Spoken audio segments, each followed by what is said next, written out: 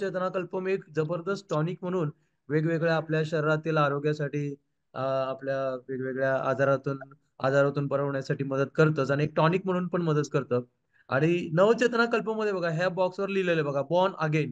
Born again म्हणजे परत जन्म आहे ना, आपला जन्म परत. आणि म्हणून एक युनिक कॉम्बिनेशन म्हणजे काय, की एक मात्र असं वेगवेगळ्या वनस्पतींचं आणि ताकदवर वनस्पतींचं मिश्रण आहे नवचेतना कल्पम. आणि ह्याच्यामध्ये हे प्राकृतिकरित्या काम करतं आपल्या आरोग्यासाठी आणि आपल्या शारीरिक ताकद वाढवण्यासाठी. विगर विगर म्हणजे एक आपण म्हणतो ना स्टॅमिना, की आपल्याला काम करण्याचा स्टॅमिना रोज आहे ना, रोज उठून एक थकवा न होता. विगर विगर म्हणजे काय, तर एक शारीरिक ताकद, शारीरिक स्टॅमिना. आणि त्याच्यासाठी म्हणजे नवचेतना कल्पम, बॉर्न अगेन म्हणजे परत एकदा आपला जन्म. आणि खरंच आहे हे, की ज्यांनी ज्यांनी घेतलंय, काही लोकांना पहिल्या डोस मध्ये पण फायदा झालेला आहे. आणि एक मात्र असं वेगवेगळ्या पॉवरफुल है ना, पॉवरफुल वनस्पतींचं मिश्रण आहे नवचेतना कल्पम. आणि प्राकृतिकरित्या आपलं आरोग्य आणि आपली शारीरिक ताकद किंवा शरीराचा स्टॅमिना वाढवण्यासाठी. आणि बघा परत खाली काय लिहिलंय, विगर. विगर म्हणजे परत शारीरिक ताकद, व्हायटॅलिटी म्हणजे जीवनशक्ती, आणि फर्टिलिटी म्हणजे प्रजनन क्षमता, प्रजनन आरोग्य है ना. तर शारीरिक ताकद, शारीरिक जीवनशक्ती आणि प्रजनन आरोग्य आणि एक कंप्लीट न्यूट्रिशनल सप्लिमेंट म्हणजे संपूर्ण पोषक तत्वाचं एक सप्लिमेंट आहे नवचेतना कल्पम. आणि अशा प्रकारे बघा, आता नवचेतना कल्पम मध्ये आपण 7 प्रकारच्या धातूंच्या बद्दल विषय आपला असतो. आणि धातू म्हटलं की आपल्या समोर सोनं, चांदी, तांबे इतर धातू येतात. परंतु आयुर्वेदानुसार शरीरामधील हे 7 धातू पूर्णतः वेगळ्या आहेत आणि महत्वपूर्ण आहेत. बरं का, हे 7 धातू हे खूप महत्वपूर्ण आहेत. आयुर्वेद शास्त्रानुसार शरीराला ज्यांच्यामुळे आधार मिळतो व शरीराची वाढ ज्यांच्यामुळे होते त्यांना धातू म्हणतात. म्हणजे आपल्या शरीराची वजन, आपल्या शरीराची उंची, आपल्या शरीराचा विकास है ना, आपल्या अवयवांचा विकास या धातूंवर अवलंबून असतो. आणि शरीरातील सर्व अवयव या धातूंपासून निर्माण झालेले आहेत. म्हणजे जन्मल्यापासून आपल्याला शरीरात हे सगळे धातू असतात. आणि पण काय म्हणते का, तर आता 7 प्रकारचे धातू कुठले, तर रस, रक्त, मांस, अस्थी, मेद, मज्जा व शुक्र हे 7 धातू असून जन्म झाल्यापासून मध्यम वय म्हणजे 35, 40, 45 पर्यंत हे धातू शरीरामध्ये आपल्या वाढत असतात किंवा बॅलन्स होत असतात. पण वार्धक्य म्हणजे म्हातारपणामध्ये हे धातूंची झीज होऊ लागते, म्हणजे हे धातू शरीरातून कमी होऊ लागतात. आणि अशा प्रकारे है ना, मग हे धातू जर शरीरात कमी झाले की आपलं मग म्हातारपणाची प्रक्रिया, एजिंग प्रोसेस ज्याला म्हणतो आपण, किंवा हाडांची कमजोरी किंवा म्हातारपणामध्ये भूक कमी होते, म्हातारपणामध्ये झोप कमी होते, निर्णय घेण्याची क्षमता कमी होते. तर ह्या सगळ्या ज्या प्रक्रिया आहेत त्या धातू जसे जसे वयामुळे है ना, वय वाढल्यामुळे जसे जसे धातूंचं प्रमाण कमी होतं आणि ते मेंटेन होत नाहीत. अशा प्रकारे आपल्या शरीरामध्ये जरा बऱ्याच सारे म्हणजे पूर्ण शरीराची प्रक्रिया आहे ना, ती हळू होऊन जाते. म्हणजे ते परत काय म्हणतात ना, त्या प्रक्रिया परत नॉर्मल राहत नाहीत. आणि अशा प्रकारे ही धातूंची झीज. आणि मग आता पहिला धातू कुठला नवचेतना कल्पामध्ये? ओके. नवचेतना कल्पामध्ये पहिला धातू आहे रस धातू. म्हणजे मित्रांनो, शरीरामध्ये रस धातू हा पाण्याप्रमाणे असणारा द्रव धातू असून त्याची तुलना प्लाझ्मा म्हणजे प्लाझ्मा हे एक पांढऱ्या प्रकारचा द्रव असतो आपल्या शरीरामध्ये.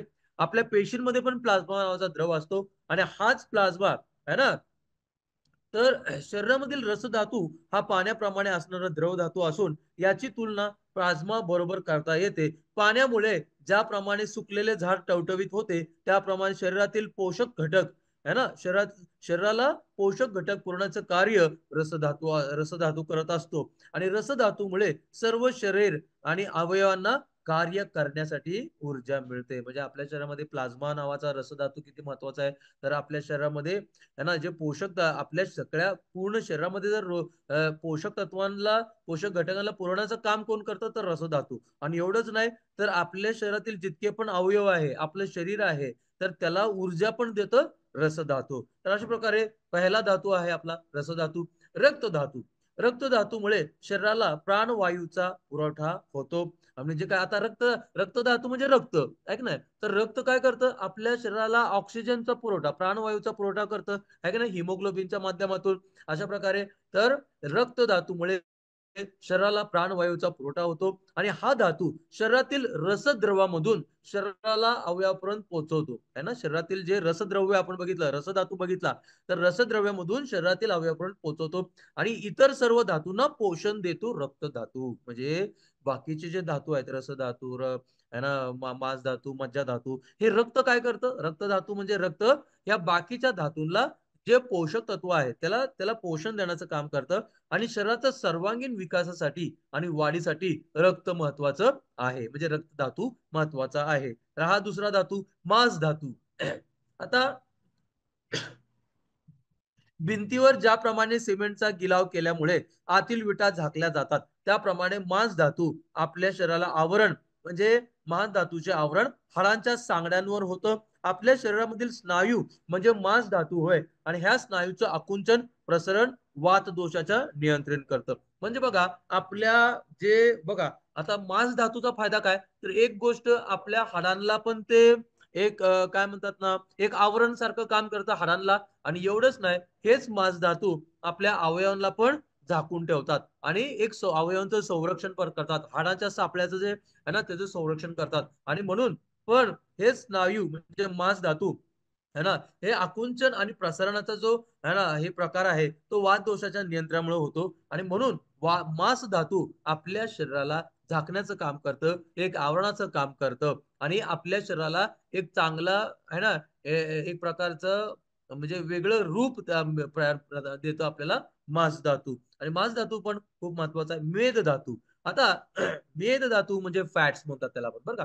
फॅट्स म्हणजे चरबी. पण आता हिथं जी चरबीची विषय चाललाय तो हिथं जो हा चरबीचा विषय आहे निरोगी चरबी. म्हणजे आपल्या शरीराला बघा आपल्या शरीराला जसं आपण आता राईस ब्रान विघ्न अर्थ राईस ब्रान ऑइल मध्ये काय म्हणतो, तर हे हेल्दी फॅट आहे. विघ्न अर्थ राईस ब्रान ऑइल हे हेल्दी फॅट आहे आणि म्हणून मग आपलं हिथं जो मेद धातू आहे तो आपल्या शरीराला गरजेचा किंवा आपल्या शरीराचं महत्वपूर्ण जे चरबी आहे त्या मेद म्हणजे चरबी धातू बद्दल आपल्याला इथं विषय चाललाय.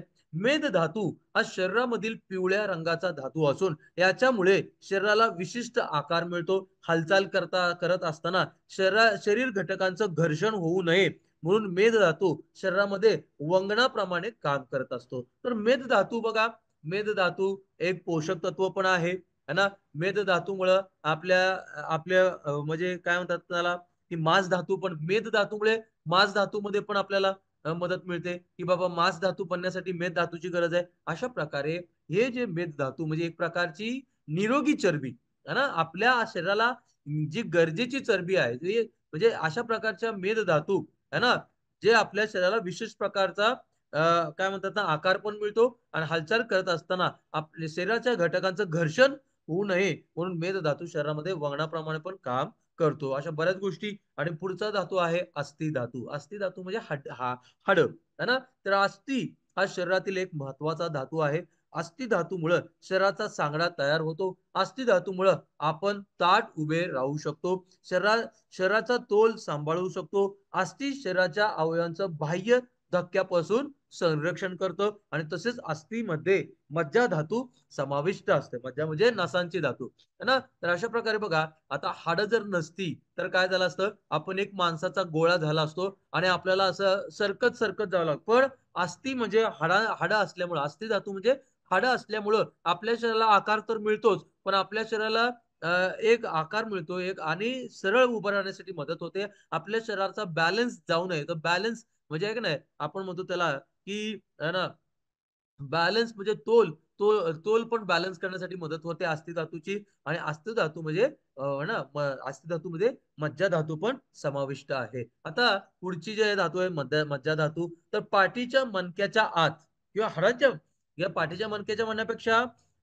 जे काय हाडांच्या आतमध्ये एक पोकळी असते है ना, हाडांच्या आतमध्ये पोकळी असते आणि त्या पोकळींमध्ये एक विशिष्ट प्रकारचे काय म्हणतात ना मज्जारज्जू म्हणजे त्याला बोन मॅरो म्हणतात. आणि हे जे बोन मॅरो आहे म्हणजे हाडांच्या मध्ये पोकळींमध्ये अशा प्रकारचे काही म्हणजे आपण मांसपेशी म्हणू शकतो त्याला बोन मॅरो म्हणतो त्याला. आणि अशा प्रकारचे ते जे म्हणजे मज्जारज्जू म्हणजे बोन मॅरो आहे तर ते आतील मस्तिष्क याचा समावेश मज्जा धातूमध्ये होतो. आणि तसेच मज्जा धातू म्हणजे शरीरातील अस्थि मज्जा, बोन मॅरो. शरीरातील हाडांमध्ये रिकाम्या जागा आणि छिद्र अस्थिमज्जेने भरलेले असतात. अस्थिमज्जामध्ये रक्तधातूतील तांबड्या पेशी, पांढऱ्या पेशी आणि प्लेटलेट्स तयार होतात. आणि म्हणून मज्जा धातू म्हणजे बोन मॅरो, हाडांच्या पोकळीमध्ये जे एक प्रकारच्या मांसपेशी म्हणू शकतो किंवा एक प्रकारचा जे बोन मॅरो आपण त्याला म्हणतो, ह्याच बोन मॅरो मध्ये आपल्या पांढऱ्या पेशी, लाल पेशी आणि प्लेटलेट्स नावाच्या पेशी तयार होतात. आणि म्हणून मग बोन मॅरो पण आपल्या शरीरातील एक धातू आहे. मज्जा धातू म्हणजे बोन मॅरो पण धातू आहे. अशा प्रकारे शेवटचा धातू आहे ना शुक्र धातू. तर सगळ्यात शेवटचा धातू म्हणजे शुक्र धातू. पुनरुत्पादन करणे. पुनरुत्पादन म्हणजे आपण एक ना बाळाला जन्म घालतो है ना, तर त्याला पुनरुत्पादन म्हणतो आपण, रिप्रोडक्शन म्हणू शकतो आपण. तर सगळ्यात शेवटचा धातू म्हणजे शुक्र धातू. पुनरुत्पादन करणे हे महत्वाचं कार्य शुक्र धातूचं आहे. अस्थि धातूपासून शुक्र धातूची निर्मिती होते. म्हणजे हाडांचा जो धातू अस्थि धातूपासून शुक्र धातूची निर्मिती होते.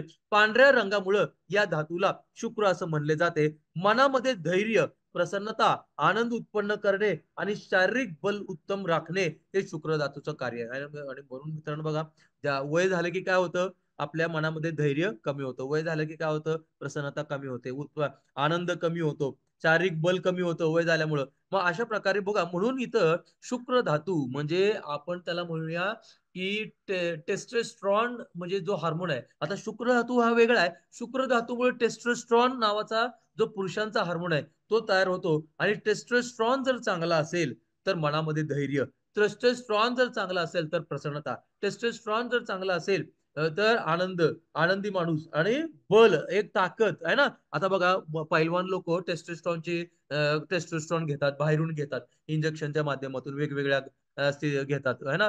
तर आता हे टेस्टोस्टेरॉन गेल्यामुळं पैलवान लोकांच्या धैर्य पण असतं, पहिल्या लोकांमध्ये प्रसन्नता असते, आनंदी राहतात ते, आणि शारीरिक ताकद असते टेस्टोस्टेरॉन. म्हणजे शुक्र धातूचा उपयोग, जर शुक्र धातू म्हणजे आपण नवचेतना कल्पमच्या माध्यमातून जर आपल्याला शुक्र धातू मिळाला तर आपलं टेस्टोस्टेरॉनचं प्रमाण नॉर्मल होईल. आणि टेस्टोस्टेरॉनचं प्रमाण नॉर्मल झालं तर मनामध्ये धैर्य. म्हणजे आता शुक्र धातू हे महिलांमध्ये पण असतात मित्रांनो, पण ते कमी प्रमाणात असतात. महिलांमध्ये शुक्र धातू कमी प्रमाणात असतात, पुरुषांमध्ये जास्त असतात. आणि म्हणून मग जास्त धैर्याचं काम कोण करतं किंवा जास्त प्रसन्नता असतं तर हे अशा प्रकारे पुरुष. आणि म्हणून बघा, मनामध्ये धैर्य, शारीरिक ताकद आणि प्रसन्नता है ना, शारीरिक बल आपण म्हणतो, अशा प्रकारे हे उत्तम बल राखणे हे शुक्र धातूचं कार्य आहे. शुक्र धातू पुरुषांप्रमाणे स्त्री शरीरामध्ये देखील असतो आणि स्त्री हार्मोन व बीज तयार करण्यासाठी उपयुक्त असतो शुक्र धातू. पुरुषांमध्ये मात्र संपूर्ण शरीरात व्याप्त शुक्र धातू समागमाच्या वेळी अत्युच्च आनंदाच्या क्षणी पुरुषाच्या जननेंद्रियातून बाहेर पडतो. म्हणजे वीर्य सारखा बाहेर पडतो आणि गर्भनिर्मितीसाठी कारणीभूत ठरतो. आणि अशा प्रकारे हा शुक्र धातू पण आपल्या आरोग्यासाठी महत्वाचा आहे. आता बर का, आता हे सगळे धातू महत्वाचे आहेत. आणि हृदय, आमाशय म्हणजे पॅनक्रियास है ना, आंत्र म्हणजे आतड्या, मूत्राशय है ना म्हणजे युरिनरी ब्लॅडर, वृक्क म्हणजे किडनी इत्यादी. म्हणजे हृदय, आमाशय, आंत्र म्हणजे आतड्या, मूत्राशय, वृक्क म्हणजे किडनी इत्यादी सर्व अवयव धातूंपासून निर्माण झाले असून श्वसन म्हणा, रक्तभिसरण म्हणा, पचन म्हणा, मूत्र निर्मिती या शरीरातील सगळ्या क्रिया या अवयवामार्फत घडून येतात. आणि म्हणून बर का, हे आपलं हृदय, आपलं बघा आता नवचेतना कल्पम हृदयाच्या स्थितीमध्ये किंवा हृदयाच्या आरोग्यामध्ये का महत्वपूर्ण आहे. नवचेतना कल्पम आमाशय म्हणजे पॅनक्रियास मध्ये का महत्वाचं आहे, आपल्या आतड्याच्या आरोग्यामध्ये का महत्वाचं आहे, मूत्राशय किंवा लघवीचे समस्या असतील तर का महत्वाचं आहे, किडनीची समस्या असेल तर का महत्वाचं आहे. कारण हे सगळे अवयव धातूंपासून बनतात. आणि धातू कशामध्ये आहेत तर आपल्या नवचेतना कल्पमध्ये आहेत. आणि नवचेतना कल्पम का घ्यायचं तर जसं आपण 35-40ला पोहोचतो, 30 नंतर काय होतं, आपल्या शरीरातल्या धातूचं प्रमाण कमी व्हायला लागतं आणि ते धातू काय बॅलन्स होत नाहीत. आणि धातूंच्या कमतरतेमुळं, प्रमाण कमी झाल्यामुळं सगळ्या शारीरिक प्रक्रिया हळू होतात. म्हणजे आणि अशा प्रकारे आपल्याला जर परत धातूंना जर बॅलन्स करायचं असेल आणि धातू बॅलन्स झाले आपल्या शरीरामध्ये जर धातू बॅलन्स झाले तर आपलं निरोगी शरीर, निरोगी अवयव, रोग प्रतिकार क्षमता, बऱ्याच गोष्टींमध्ये आणि म्हणजे एकंदरीत सगळ्या शरीराच्या आरोग्यासाठी एक जबरदस्त प्रॉडक्ट म्हणून आपण नवचेतना कल्पमच्या माध्यमातून ह्या धातूंचा फायदा आपण घेऊ शकतो. आणि म्हणून हृदय, आमाशय, आंत्र, मूत्राशय, वृक्क म्हणजे किडनी इत्यादी सर्व अवयव धातूंपासून निर्माण झाले असून श्वसन, रक्तभिसरण, पचन, मूत्र निर्मिती या क्रिया या अवयवांमार्फत घडवून येतात. आता धन्वंतरीचे नवचेतना कल्पम ह्या हे या धातूंशी निगडीत सर्व समस्यांवर रामबाण उपाय आहे.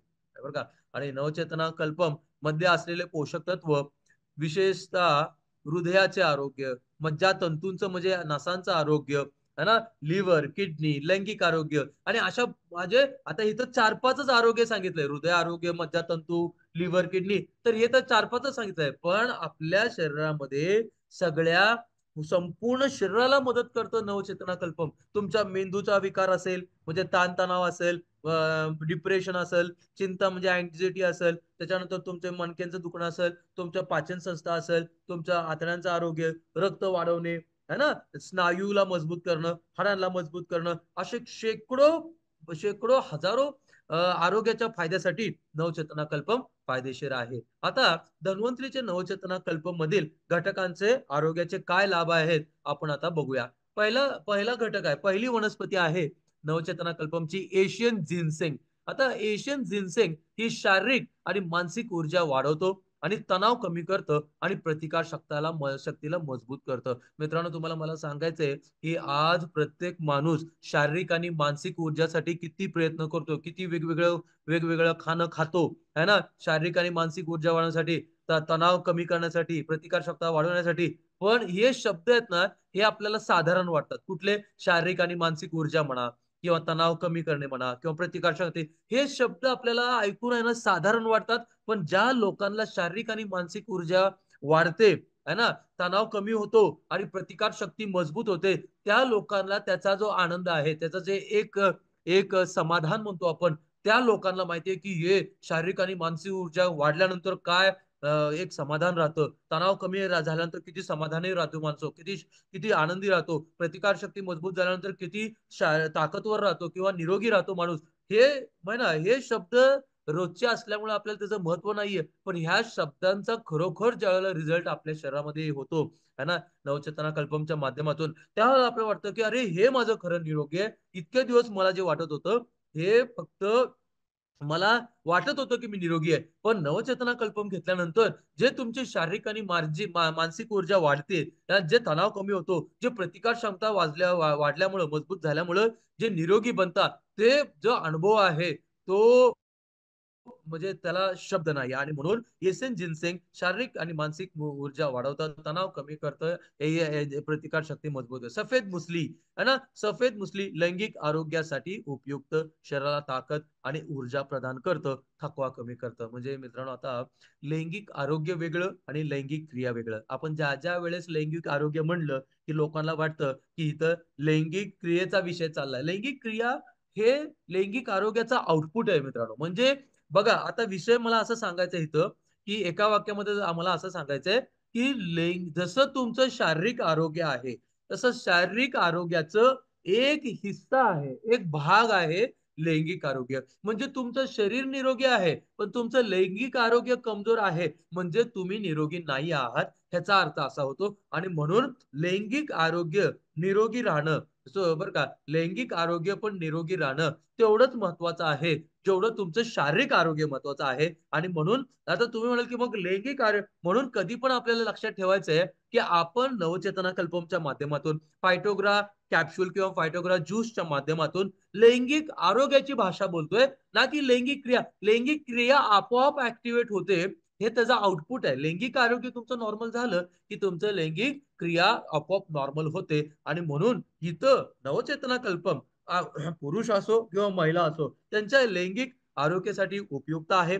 शरीराला ताकद आणि ऊर्जा प्रदान करतं सफेद मुसली, आणि थकवा कमी करतं, आहे की नाही. त्याच्यानंतर काली मुसली, है ना, तर प्रतिकार शक्ती वाढवतं काली मुसली, रोग प्रतिकार क्षमता, शारीरिक कमजोरी दूर करतं आणि लैंगिक आरोग्य सुधारतं. अश्वगंधा तणाव आणि चिंता कमी करतो. तुम्हाला बोलायचं आता तणाव आणि चिंता जर विषयाचा ज्यावेळेला तणाव आणि चिंताचा विषय येतो, तुम्हाला सांगतो मोठ्या-मोठ्या सायकियाट्रिस्ट आणि मोठ्या-मोठ्या न्यूरोलॉजिस्टकडे पण तणाव चिंतासाठी आहे ना, जरी औषधं असली तरी त्याचा काय उपयोग नाही. आणि काय औषध आहेत तणाव चिंतेसाठी? तर झोपेची औषध आहेत. मेंदूला सुस्त ठेवण्याची औषध आहेत. त्याला आपण सेडेटिव्हज म्हणतो. आहे ना? आपण अश्वगंधा 3000 वर्षांपासून अश्वगंधाला तणाव आणि चिंता कमी करण्यासाठी मदत करतं. अश्वगंधा शारीरिक आणि मानसिक ताकद वाढवतं. बघा, आज मानसिक ताकद वाढवण्यासाठी कित्येक औषधं, कित्येक गोष्टी प्रयत्न करतात लोकं. पण धन्वंतरीचं नवचेतना कल्पम आहे की नाही, तणाव चिंताला कमी करतं, पण शारीरिक आणि मानसिक ताकद, मानसिक खूप महत्वाचं आहे.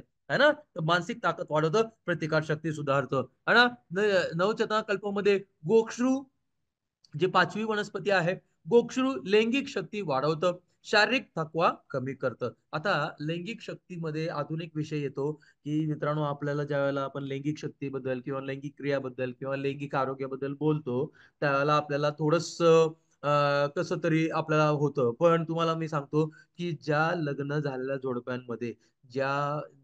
जोडप्यांमध्ये ज्यांना मुलं होत नाहीयेत, त्यांना त्याचं दुःख माहिती आहे. म्हणजे लैंगिक शक्ती किंवा लैंगिक आरोग्य आहे ना, किती महत्वाचं आहे. लैंगिक क्रिया किती महत्वाची आहे बाळाला जन्मासाठी आणि म्हणून हा जो विषय आहे, एक वैज्ञानिक विषय म्हणून किंवा एक एक ज्ञान, एक चांगलं ज्ञान म्हणून जर तुम्ही घेतलं, तर तुम्ही जरूर बाहेरपर्यंत म्हणजे लोकांपर्यंत हा विषय तुम्ही पोहोचवू शकता. कारण लैंगिक शक्ती किंवा लैंगिक आरोग्याचा विषय किंवा लैंगिक जो क्रिया आहे, हा विषय हा आपल्या भारतीय संस्कृतीमध्ये बोलला जात नाही. ओपनली बोलला जात नाही आणि त्याच्यामुळे कित्येक लोकांना त्रास होतोय.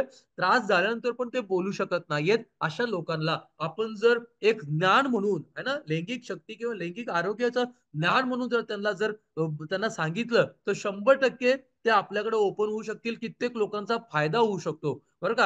आहे ना? मुलं होण्यासाठी, प्रेग्नन्सी राहण्यासाठी आणि म्हणून लैंगिक शक्ती वाढवतो गोक्षरू आणि शारीरिक थकवा कमी होतो. बघा, आज बघा जनरली आपण बघा शारीरिक थकवाचा विषय आला, की आजच्या पिढीला पण काय होतं, एवढं काम असतं, एवढं मेंदूचं काम असतं, की ते संध्याकाळी थकतात आणि थकव्यामुळं आहे की नाही, थकव्यामुळं काय होतं, तर म्हणजे प्रेग्नंट राहायला म्हणजे त्यांना ती प्रेग्नंट राहण्यासाठी जी क्रिया आहे, त्यासाठी वेळ मिळत नाही आणि म्हणून थकवा कमी करणं पण महत्वाचं आहे. त्याच्यानंतर 6वी वनस्पती आहे शतावरी. शतावरी महिलांच्या आरोग्यासाठी लाभदायक, महिलांचा हार्मोन संतुलन करतं शतावरी आणि प्रतिकार क्षमता. मित्रांनो, आज ज्यावेळेला अ, महिलांचा आरोग्याचा विषय चाललाय, तर महिलांचं आरोग्य पण खूप मोठा प्रश्न आहे. आज सरकार पण रक्तवाढीच्या गोळ्या फ्रीमध्ये देतंय, कॅल्शियम फ्रीमध्ये देतंय सिव्हिल हॉस्पिटलमध्ये. म्हणजे महिलांच्या आरोग्य इतका इतका महत्वाचा आहे आणि इतका खालवतोय महिलांचं आरोग्य आणि म्हणून सरकार पण तिथं त्यांनी पण काही म्हणजे काय म्हणतात ना ऍक्टिव्हिटी सुरू केल्यात.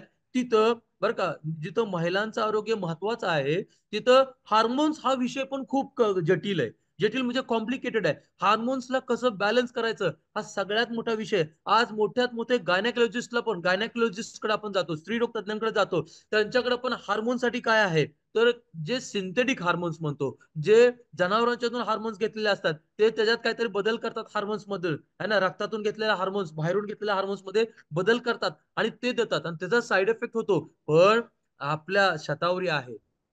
आहे ना? किंवा आपल्या जे नवचेतना कल्पमध्ये हे सगळे घटक काय करतात, तर प्राकृतिकरित्या हार्मोनल संतुलन करतात आणि हार्मोनल संतुलन म्हणजे महिन्याची पाळी नॉर्मल. हार्मोनल संतुलन म्हणजे महिलांचे जे ओव्हरीज असतात, अंडी ते नॉर्मल. हार्मोनल संतुलन म्हणजे पिरियड्स नॉर्मल. हार्मोनल संतुलन म्हणजे पांढऱ्या पाण्याचा समस्या ठीक होणे. हार्मोनल संतुलन म्हणजे ज्या महिलांना रक्तस्राव होतोय, ब्लीडिंग, ओके, ब्लीडिंग होतंय. अशा म्हणजे हार्मोनल संतोलन म्हणजे कित्येक प्रकारच्या प्रक्रियाला नॉर्मल करतं. हा खूप मोठा विषय आहे हार्मोन आणि त्या मोठ्या विषयाला एक खूप चांगल्यारीत्या नॉर्मल करतं आपलं नवचेतना कल्पम आहे. प्रोट्रिज डब्ल्यू आहे महिलांमध्ये, इम्युरिच आहे. इम्युरिचमध्ये ग्रोथ फॅक्टर्स, नवचेतना कल्पममध्ये वेगवेगळे घटक, प्रोट्रिज डब्ल्यू मध्ये सोया प्रोटीन, गोपियूष आणि वेगवेगळ्या वनस्पती. अशा प्रकारे हे सगळे वेगवेगळे धन्वंतरीचे प्रोडक्ट महिलांच्या आरोग्यासाठी लाभदायक, हार्मोन संतुलन करतं आणि हा खूप मोठा विषय आपल्याला साधारण घ्यायचंच नाही. म्हणून ज्या ज्या महिलांमध्ये आपल्याला हार्मोनल संतुलनचा प्रॉब्लेम आहे, हार्मोनल इम्बॅलन्सचा प्रॉब्लेम आहे, तिथं जरूर आपलं इम्युरिच आहे, डिटॉक्सिफाय आहे, प्रोट्रिच डब्ल्यू आहे, नवचेतना कल्पम आहे, हे 100% त्यांना प्रमोट करायचं. कौंच बीज है ना, कौंच बीज सात्वी वनस्पती आपल्या नवचेतना कल्पमच्या माध्यमातून पुरुषांच्या लैंगिक आरोग्यासाठी उपयुक्त. कौंच बीज शुक्राणूंची गुणवत्ता सुधारतं, शरीराचे बघा आता जिथं शुक्राणूची गुणवत्ताचा विषय आला ना, तर शुक्राणूची गुणवत्ता म्हणजे क्वालिटी, स्पर्म क्वालिटी. ओके, हा पण खूप मोठा विषय आहे, एवढं सोपं नाहीये. मोठ्यात मोठे सेक्सॉलॉजिस्ट पण स्पर्म क्वालिटी सुधारण्यासाठी काहीच नाहीये त्यांच्याकडे. ओके, पण कौंच बीज म्हणा म्हणजे बघा काय म्हणतात त्याला, नवचेतना कल्पम, फायटोग्रा व्हायटॅलिटी ज्यूस, फायटोग्रा कॅप्सूल, इम्युरिच, डिटॉक्सिफाय. ओके, हे सगळे प्रोडक्ट काय करतात तर शुक्राणूंची संख्या वाढवतात, शुक्राणूंची गुणवत्ता वाढवतात, शुक्राणूंची गतिशीलता. बघा, नुसतं शुक्राणू असून उपयोग नाही, तर शुक्राणूंची संख्या पण महत्वाची आहे, शुक्राणूंची गतिशीलता महत्वाची आहे आणि शुक्राणूंची गुणवत्ता क्वालिटी, ह्या 3 गोष्टीसाठी आज जगात आहे ना मोठे मोठे सेक्सॉलॉजिस्ट म्हणा किंवा मोठे मोठे जे काय काय म्हणतात त्याला गायनेकोलॉजिस्ट म्हणा खूप प्रयत्न करतायत. पण इथं आपल्या आहे ना आपण कित्येक लोकांना फायटोग्राच्या माध्यमातून म्हणून बरं का, तर जिथं शुक्राणूंचा विषय येतो तिथं इम्युरिच, डिटॉक्सिफाय, फायटोग्रा व्हायटॅलिटी ज्यूस, फायटोग्रा कॅप्सूल आणि आपलं नवचेतना कल्पम आहे ना, लोहरीच असतं, ह्या सगळ्या कित्येक प्रोडक्ट ज्या आहेत है ना, तर या अशा प्रकारे शुक्राणूंची गुणवत्ता ही जबरदस्त. म्हणजे बघा आता हा विषय किती चांगला आहे. तर पुरुषाच्या लैंगिक आरोग्यासाठी उपयुक्त, शुक्राणूंची गुणवत्ता सुधारतं कौंच बीज आणि शरीराला ऊर्जा प्रदान करतं बरं का. आणि त्याच्यानंतर 8वी वनस्पती नवचेतना कल्पमच्या माध्यमातून बेहमान सफेद स्मरणशक्ती सुधारतं, शारीरिक ताकद वाढवतं आणि थकवा कमी करतं. बेहमान सफेद आणि पंजा. आता बघा पंजा ऍक्च्युली ही जी वनस्पती आहे ही पंजा नाहीये, ह्याला इंग्लिश मध्ये पाव पाव म्हणतात, पाव पाव वनस्पती आहे. पण आता पाव पाव म्हणजे आता पाव वनस्पतीचं इंग्लिश मध्ये आपण बघितलं तर त्याचा पंजाचा अर्थ होतो हिंदी किंवा मराठीमध्ये, पण ही पंजा नाहीये, पण ह्याला पाव पाव वनस्पती म्हणतात. पाव पाव वनस्पती लैंगिक शक्ती वाढवतं, ऊर्जा वाढवतं आणि शारीरिक कमजोरी दूर करतं. बाला वनस्पती 10वी वनस्पती शारीरिक ताकद वाढवतं, थकवा कमी करतं आणि प्रतिकार शक्तीला सुधारतं. चिलगोजा पाईन हृदयासाठी उपयुक्त, प्रतिकार शक्ती मजबूत करतं आणि ऊर्जा प्रदान करतं. बघा हृदयासाठी सुद्धा आपण आपलं आहे की नाही, काही लोकांना म्हणजे हृदयविकारामुळे पण त्या हृदयविकाराच्या लोकांना पण आपण त्यांच्या ॲलोपॅथिक औषधांबरोबर आपण हे आपलं नवचेतना कल्पम देऊ शकतो. तर चिलगोजा पाईन हृदयासाठी उपयुक्त, प्रतिकारशक्ती मजबूत करतं, ऊर्जा प्रदान करतं. रेड सेज 12वी वनस्पती, रेड सेज रक्तभिसरण सुधारतं, रक्तभिसरण म्हणजे रक्तप्रवाह, हृदयाच्या आरोग्यासाठी उपयुक्त, पाचन सुधारतं आहे की नाही. पाचन आणि आले म्हणजे आलं आपण म्हणतो त्याला, आलं पचन सुधारतं, सूज कमी करतं, शरीरात कुठेही सूज असेल सूज कमी करतं, सर्दी खोकल्यासाठी आराम देतं. म्हणजे ज्या लोकांना अलर्जिक रायनायटिस आहे, अलर्जिक सायनसायटिस सारखे जे सर्दी आणि शिंकण्याचं जे अलर्जी असते, रायनायटिस म्हणतो, सायनसायटिस म्हणतो आपण त्याला, तर अशा लोकांना पण आपण नवचेतना कल्पम मध्ये च्या माध्यमातून आलं दिलं तर त्यांचा अलर्जिक रायनायटिस, अलर्जिक सायनसायटिस मध्ये आपण देऊ शकतो. ज्या लोकांना पाचन संस्था कमजोर आहे, पाचन संस्थेला सुधारण्यासाठी आपण नवचेतना कल्पम देऊ शकतो है ना, रक्तभिसरण सुधारण्यासाठी, हृदयाच्या आरोग्यासाठी है ना. अशा प्रकारे आल्याच्या नंतर 14वी वनस्पती आहे केसर. केसर मूड सुधारतं. म्हणजे बघा आता मूड, मूड म्हणजे काय तर आपल्याला सारखं डिप्रेशन मध्ये राहणं, चिंतामध्ये राहणं, ताणतणावामध्ये राहणं, अशा प्रकारच्या चिंता, ताणतणाव आणि डिप्रेशन मध्ये चांगल्या मूडसाठी मदत करतं केसर.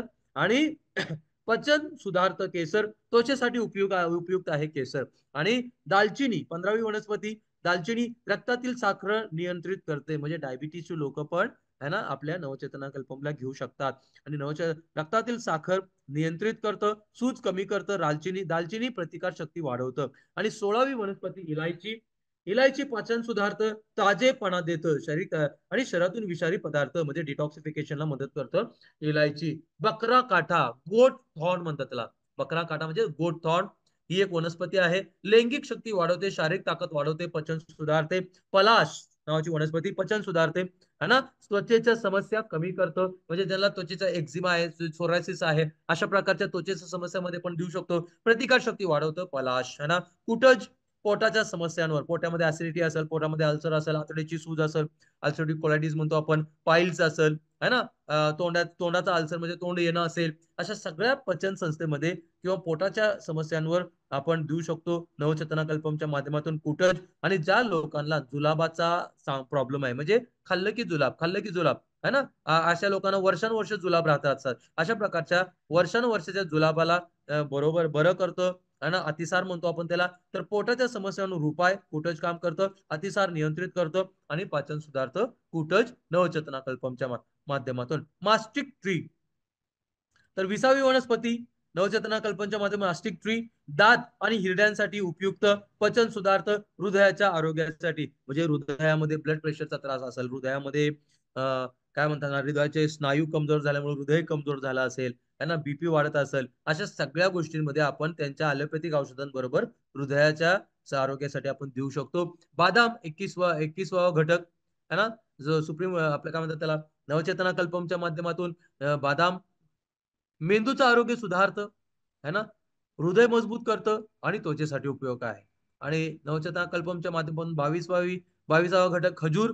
खजूर उजाड प्रदान करतं, पचन सुधारतं आणि शारीरिक ताकद वाढवतं. शल्मली त्वचेसाठी उपयुक्त, केस मजबूत करतं आणि पचन सुधारतं. त्यांना केस मजबूत पाहिजे त्याच्यामध्ये पण आपण वापरू शकतो. आणि नारळ 24वा घटक, नारळ शरीराचे जलसंचय. जलसंचय म्हणजे काय, पाण्याचं प्रमाण, आपल्या शरीरामध्ये पाण्याचं प्रमाण व्यवस्थित ठेवतं नारळ, आणि पचन सुधारतं आणि ऊर्जा प्रदान करतं नारळ नवचेतना कल्पमच्या माध्यमातून. कलिंगड जलसंचय म्हणजे कलिंगड पण आपल्या शरीरामध्ये पाण्याचं प्रमाण बॅलन्स ठेवतं, त्वचेचं आरोग्य सुधारतं, शरीराला थंडावा देतं. ज्यांच्या शरीरामध्ये उष्णतेचा प्रॉब्लेम समस्या आहे तर त्याला शरीराला थंडावा देतं. ऊस, है ना, तर नवचेतना कल्पमच्या माध्यमातून ऊस हाडांना मजबूत करतं, पाचन सुधारतं आणि शरीराला ऊर्जा प्रदान करतं. सुरंजन सांध्यातील वेदना कमी करतं, म्हणजे ज्या लोकांना सांधेदुखी आहे त्या लोकांमध्ये पण आपण वयस्कर लोकांना देऊ शकतो. सांध्यातील वेदना कमी करतं, सूज कमी करतं, सांधीवातासाठी उपयुक्त आहे. म्हणजे ज्यांना वयामुळे सांधेदुखी आहे त्याच्यामध्ये पण सांधेदुखीला कमी करण्यासाठी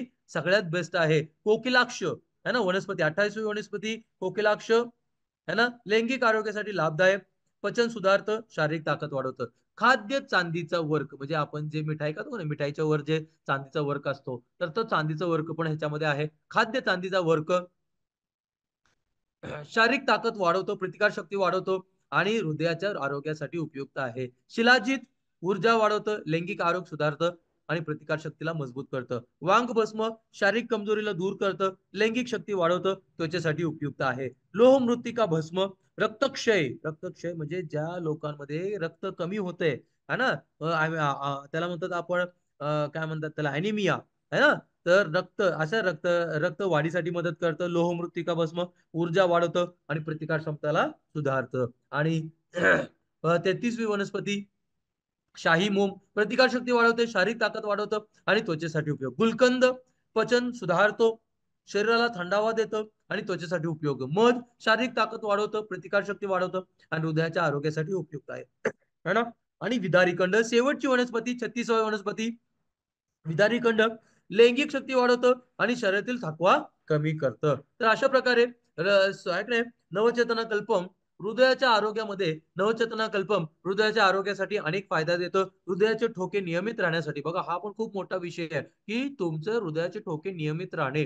ओके, तर ते पण त्याला मदत करतं. रक्तदाब म्हणजे ब्लड प्रेशर नियंत्रित म्हणजे बॅलन्स कंट्रोल करतं आणि रक्त प्रवाह वाढण्यास मदत करतं हृदयामध्ये, हृदयाच्या आरोग्यामध्ये नवचेतना कल्पम. नवचेतना कल्पम मेंदूच्या आरोग्यामध्ये तुमच्या चेतपेशींचं आरोग्य सुधारण्यास मदत करतं, मेंदूची कार्यक्षमता वाढवतं. बघा आता मेंदूच्या आरोग्यामध्ये तुम्हाला सांगतो की संध्यात्मक कार्य म्हणतात, कॉग्निटिव्ह फंक्शन म्हणतो आपण इंग्लिशमध्ये त्याला.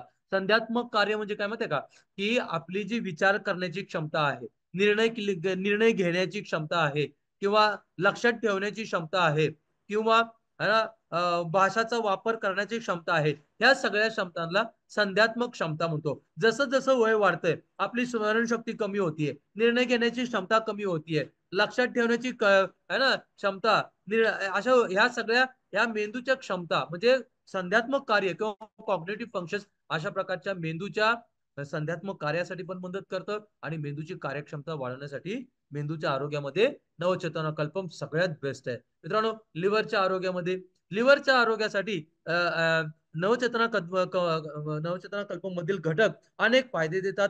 नवचेतना कल्प मधील घटक लिव्हर स्वच्छ करतात, विषारीपणा कमी करतात, विषारी घटक है ना, जे टॉक्सिक सबस्टन्स ते कमी करतात, फॅटी लिव्हर नियंत्रित करतात आणि लिव्हरचे आरोग्य राखण्यास मदत करतात. लिव्हरच्या आरोग्यामध्ये, किडनीच्या आरोग्यामध्ये, किडनी हा शरीरातील एक लहानसा अवयव आहे, पण तो आपल्या शरीर आणि आरोग्यासाठी खूप महत्वाचा असतो आणि किडनीच्या आरोग्यासाठी नवचेतना कल्पम फायदेशीर आहे. लैंगिक आरोग्यासाठी आपला विषय झालेला आहे. लैंगिक आरोग्य वेगळं आणि लैंगिक क्रिया वेगळं. लैंगिक आरोग्य सुधारतं, जसे की कामेच्छा कमी असेल तर कामेच्छा वाढवतं, इरेक्टाईल डिस्फंक्शन असेल तर इरेक्टाईल इरेक्शन साठी मदत करतं. शीघ्र पतन म्हणजे लवकर काय म्हणतात ना, स्पर्म निघून जाणे, शुक्राणू निघून जाणे, शीघ्र पतन यासाठी उत्कृष्ट प्रोडक्ट आहे नवचेतना कल्पम. रोग प्रतिकार शक्ती, न्यूट्राचं नवचेतना कल्पम रोग प्रतिकार शक्ती वाढवतं, रोगांना दूर ठेवतं, शरीरातील पोषक तत्वांच्या कमतरता दूर करतं. आणि अशा प्रकारे किती घ्यायचं आपल्याला नवचेतना कल्पम, तर 5 ग्राम किंवा 1 चमचा नवचेतना कल्पम थंड दुधासोबत चावून खायचा आहे. म्हणजे मित्रांनो, मला तुम्हाला सांगायचंय की 30 ग्रामची डबी आहे. किती सांगितलंय? 5 ग्राम. म्हणजे 30 ग्रामची डबी म्हणजे 6 दिवसाची डबी.